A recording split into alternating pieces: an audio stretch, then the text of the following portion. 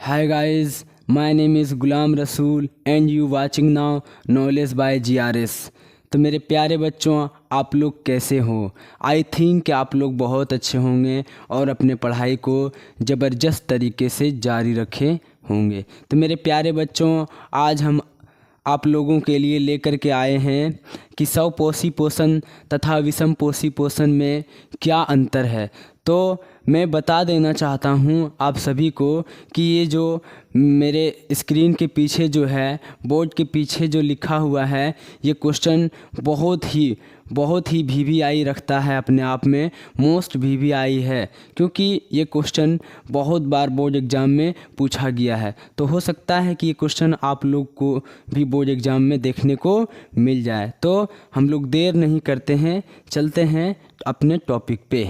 तो मेरे प्यारे बच्चों देखो, स्वपोषी पोषण तथा विषम पोषी पोषण में अंतर बताइए। तो स्वपोषी पोषण आखिर होता क्या है ये पहले जान लेंगे, फिर हम लोग जानेंगे कि विषम पोषी पोषण कहते किसे हैं ये जान लेंगे। तब इसमें अंतर करने में हम लोग कोई दिक्कत का सामना नहीं करना पड़ेगा।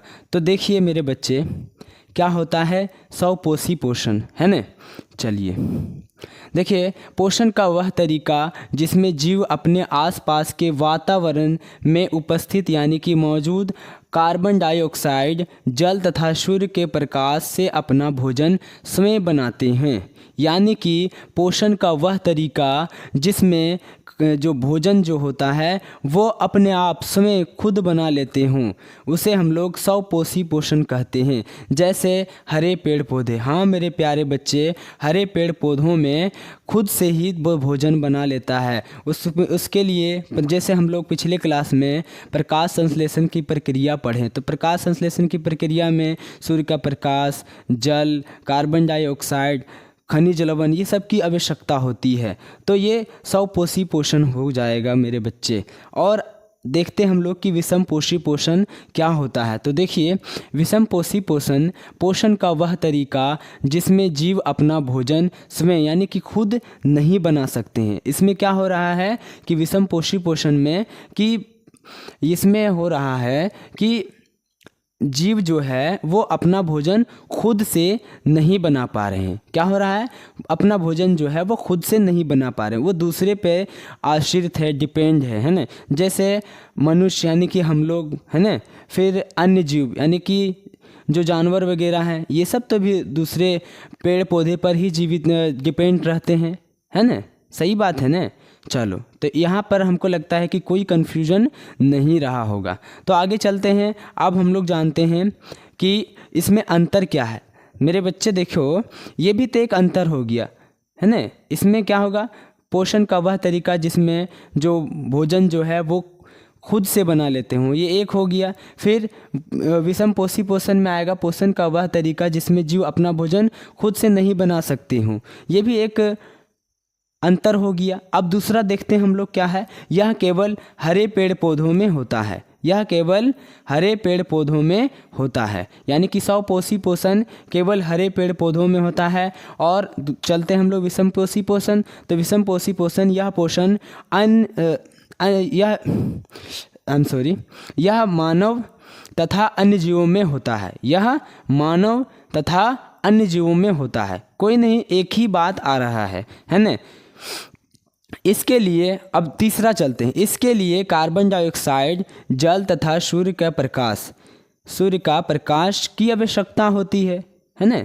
जैसे स्वपोषी पोषण के लिए यानी कि उसमें भोजन अपने आप बनता है, तो सूर्य का प्रकाश, जल, कार्बन डाइऑक्साइड की आवश्यकता होगी ही, है ना। चलो आगे चलते हैं। इसमें सूर्य का प्रकाश, जल तथा कार्बन डाइऑक्साइड की आवश्यकता नहीं होती है, यानी कि विषम पोषी पोषण में ये सूर्य का प्रकाश हो गया, जल हो गया, ये CO2 का मतलब होता है कार्बन डाइऑक्साइड की आवश्यकता नहीं होगी। कोई दिक्कत? चलो नहीं, कोई दिक्कत नहीं होगा। इसमें भोजन की पाचन की आवश्यकता नहीं होती। देखो, स्वपोषी पोषण में भोजन पचाने का जो प्रक्रम होता है वो नहीं होता है, ठीक है ना। अब देखते हैं हम लोग, इसमें भोजन के पाचन की आवश्यकता होती है, यानी कि विषम पोषी पोषण में भोजन के पाचन की आवश्यकता होती है, यानी कि भोजन को पचाने की जो क्रिया होता है, प्रक्रिया होता है, वो उसमें लागू हो जाता है। किसमें? विषमपोषी पोषण में।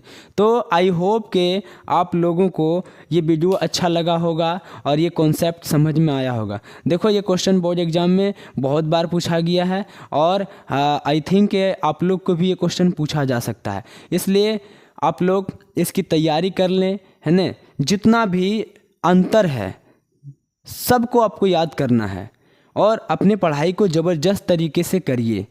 देखिए, आप लोगों का प्यार बहुत अच्छा जा रहा है, बहुत अच्छे से आप लोग मेरे वीडियो को देख रहे हैं और हम लोग बहुत खुश हैं। इसी तरह से मेरे वीडियो को आप लोग देखते रहिए और हम लोग फिर मिलेंगे नए टॉपिक पर। तब तक के लिए बाय बाय, टेक केयर, जय हिंद, जय भारत।